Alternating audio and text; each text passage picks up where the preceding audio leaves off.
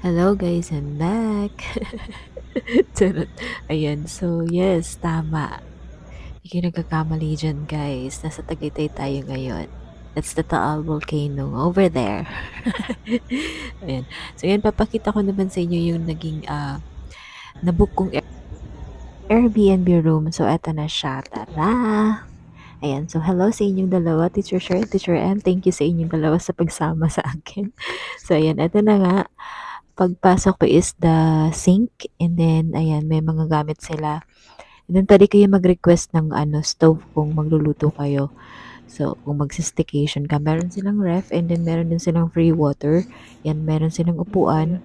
And ayan, so dito sa right side pagpasok mo is yung shower room at saka yung toilet.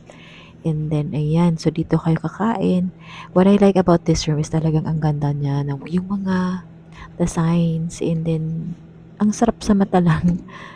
Kaya nung nakita ko to sa picture, sabi ko ay okay, book ko to. Ayan, thank you pala sa pag-refer, Ma'am Reyna. Siya yung nag-send sa akin ng room na to. So yan, 'di ba ang ganda? Ang ganda niya as in. Tapos free wifi sila. Tapos ang bait ng host namin, si Miss Neri. Yun, talagang napaka-accommodating niya. Kasi first time ko makarating, mapuntahan yung itong condo niya. Sobrang approachable niya sa text message.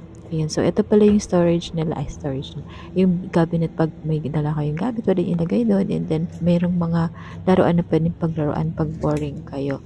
So ayan guys, punta naman tayo ngayon sa veranda. Ayan.